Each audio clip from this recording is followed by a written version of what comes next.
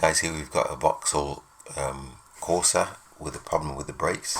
Just keeps squealing. Let me just show you here if you can hear it. The road noise. It's intermittent. Sometimes it's there, sometimes it's not. So I'm gonna have a look at it today. First thing we're gonna do. Sounds like it's coming from the front, so we're gonna take the front wheels off. Just pull this camera a bit closer so you can see what I'm doing. So what I'm going to do is I'm going to have a look at the brakes. I'm just undoing the piston assembly on the caliper. Just two bolts, one at the top, one at the bottom. And that's the caliper there. Just push that to the one side for now. And here you can see the brake pads have worn. Just highlight that for you. That's the brake pads there. And that's the brake disc.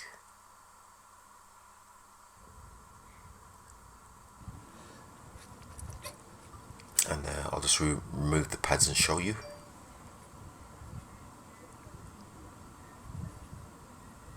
As you can see there's about 2 or 3 mil left on the actual lining, on the asbestos lining.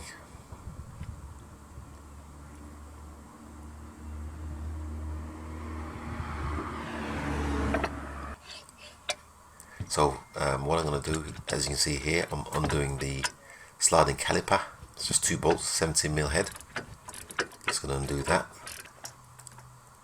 But pause on that for a second because I've got to remove this brake disc, and there's 2 bolts holding it in place. There's one there with a Torx head, and there's the other one there. I've got to remove these so to get the brake disc off. So as you can see, I'm just undoing the brake disc retaining bolts here.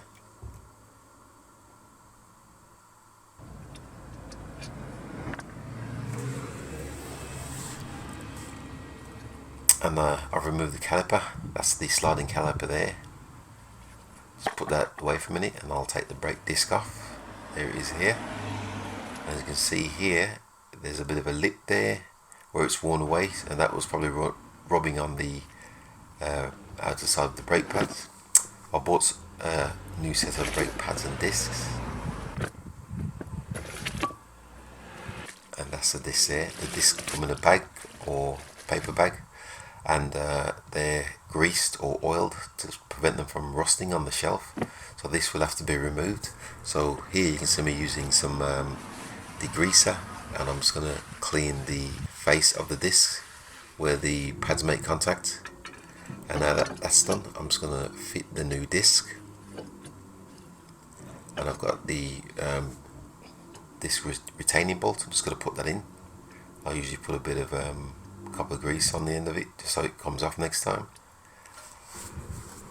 And then this is the sliding caliper. You need to make sure these sliders are free, otherwise it can cause the brakes to wear unevenly, but these are okay.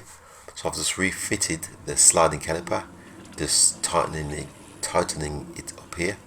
You're supposed to torque these up, but I'm just making them as tight as I can. And now I'll spin the disc just to make sure it's free.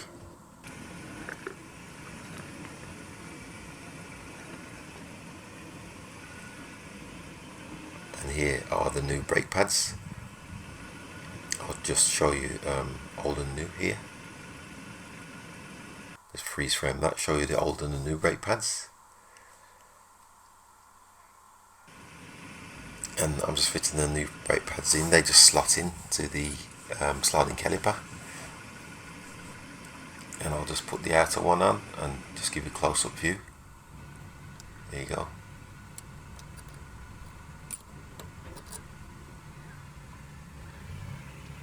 And it's as simple as that. This is what it looks like when they're in place with the new pads and disc. Now I've got to remove this cap for the brake fluid reservoir because I'm going to wind the calipers back. And here's the brake caliper brake piston wind back tool. I'm just going to use it and one of the old brake pads to wind the piston back. As you do this, the brake fluid reservoir level will rise. I'll just fast forward that for you,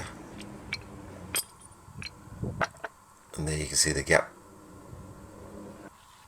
And then just show you here the level's gone up on the brake fluid. So all I've got to do is refit this piston assembly for the caliper, and then just bolt it to the sliding caliper.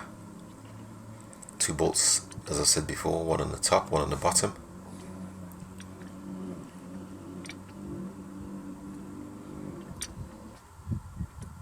And that's it. Just give you a look at what it looks like. Let me just give you a close-up here.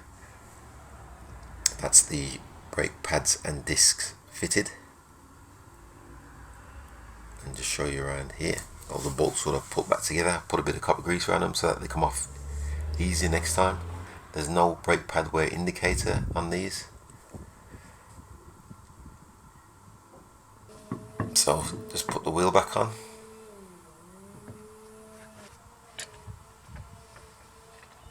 Then I'm going to pull the jack out and give it a final tighten all of the wheel bolts.